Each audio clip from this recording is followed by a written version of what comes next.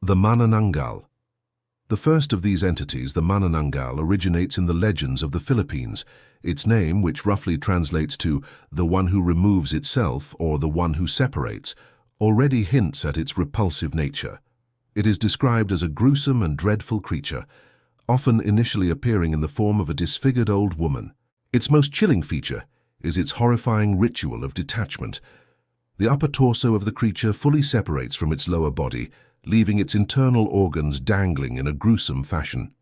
Immediately after, it sprouts enormous bat wings and soars into the darkness of the night, beginning its hunt. What is this aberration seeking? During the darkest hours, it uses a long, thin, proboscis-like tongue to suck the blood from its human victims. Its preferred targets are newlywed couples, lovers, newborn children, and men abandoned before their wedding.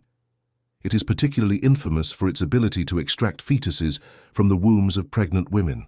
While stalking, the Manananggal emits a distinctive sound, a persistent tick-tick-tick.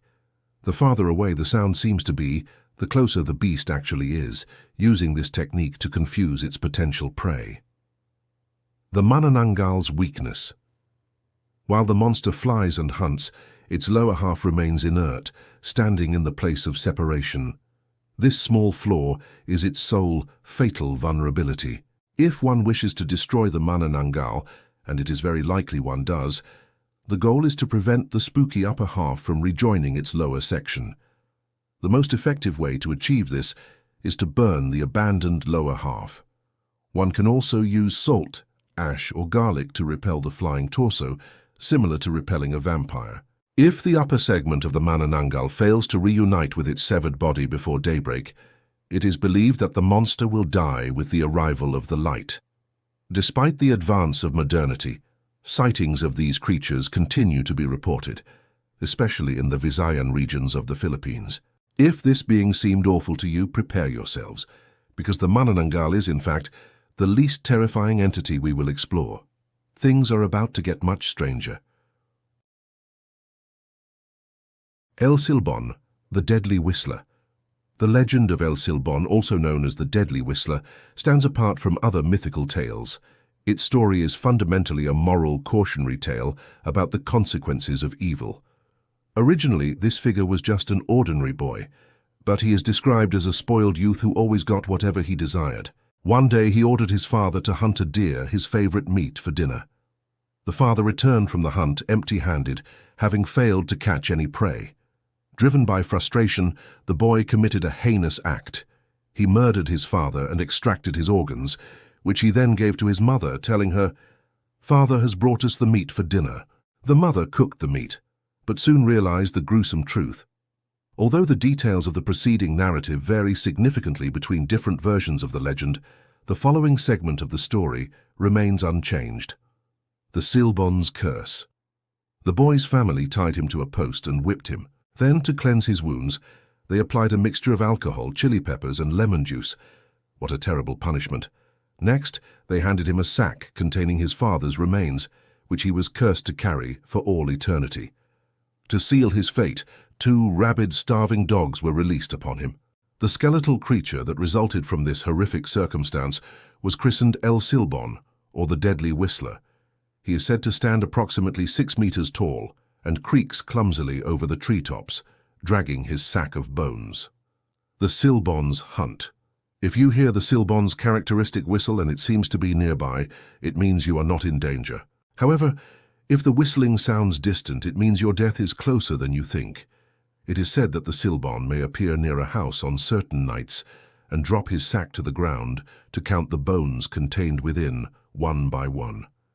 If someone inside the house hears the Silbón counting outside, nothing bad is said to happen. However, if he spends the entire night counting unnoticed until dawn, someone in that house will die and their bones will be added to the macabre bag. Cipactli, the Aztec cosmic monster. The Aztec civilization believed that before anything existed in the world, there were 4 primal deities. Using their divine powers, as is customary for gods, these entities created the water, other deities, and, most significantly, Cipactli. Cipactli was a cosmic-scale sea monster that possessed an insatiable appetite for devouring everything it could find. The creature was so perpetually hungry that every single joint on its body had a different mouth. Mouths on its elbows, on its knees, on its knuckles.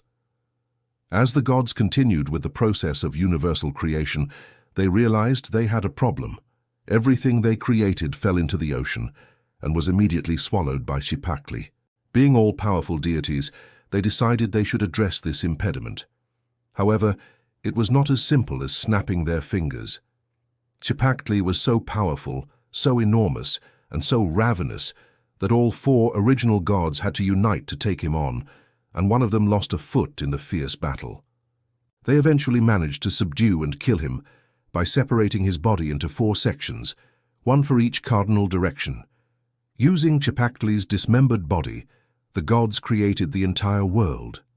The creature's head became the 13 heavens. Its midsection was transformed into the earth, and its tail became the underworld. The Nuckelavee sea demon of Orkney.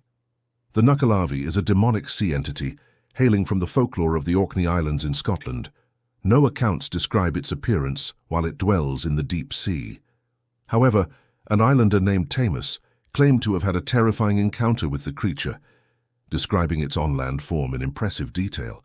According to Tamus's testimony, the Nuckelavee has a man's torso, devoid of skin, attached to the body of a horse as if he were a rider, with the notable exception that the torso has no legs, but is viscously fused directly to the equine's back. The man's long arms can reach the ground from his seated position. Tendons and fibers are taut and dripping. The hands end in rudimentary, dirty claws. Upon its shoulders rests a massive head, approximately 3 feet in diameter, a boneless, muscular, featureless mass that resembles a deformed skull covered in pulsating nerves. A crucial and perhaps the most appalling detail is that the Nuckelavee completely lacks skin. Beneath the exposed musculature, bulbous veins of a sickly yellowish tone are tense and throbbing. Dark, almost black, thick blood slightly seeps from the surrounding tissue. The horse's head displays a cavernous, serrated mouth that exhales a dense, greenish, sulphurous vapor, and a single eye that burned like the incandescent ember of a volcano. It was believed that the creature's breath could wilt crops, sicken livestock, and be the source of epidemics. In the year 1722, one of the Orkney Islands began the practice of burning seaweed for various purposes, including the manufacturing of soap, glass, and soil improvement for agriculture. The key point is that the pungent, penetrating smoke produced by this burning was what supposedly enraged the Nuckelavee. It is said that in its fury, the demon unleashed a wild wave of destruction, causing plagues, ruining crops, and killing cattle and horses. This disaster spread to all islands that participated in the seaweed burning. Its only weakness. It is claimed that, like many mythical creatures dwelling in the sea, the Nuckelavee cannot cross barriers of fresh water.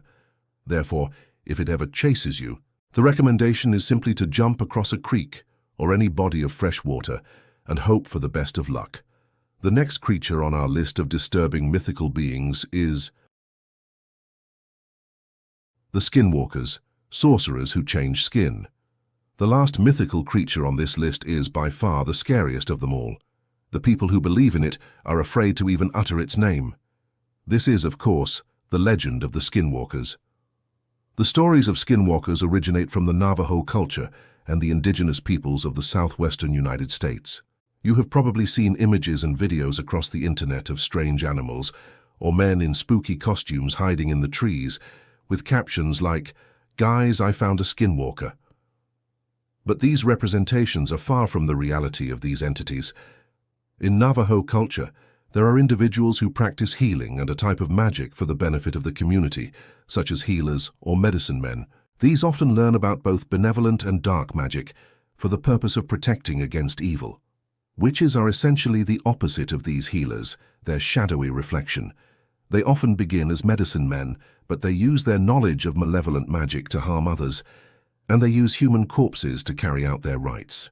They make their tools from human bones and use body parts to create potions that they employ to kill or injure. The Skinwalker's transformation. To become a Skinwalker, a witch must commit the horrific act of killing a close family member, preferably a sibling. This grants them the ability to shapeshift and transform into different animals. They generally choose predatory animals such as bears, coyotes, and wolves, but they can assume the shape of any creature. They select their form based on the abilities they need to execute their evil work, such as claws, stealth, speed, or strength. When in human form, the skinwalker wears the skin of the animal they transform into, and their eyes resemble those of that animal. When in animal form, curiously, their eyes appear human. By day, these witches walk undetected among the members of their tribe, but at night they transform to cause illness, death, and destruction wherever they go. They are even attributed with the ability to read minds and control their victims to do their bidding. They are frequently blamed for causing all manner of mysterious mischief and trouble,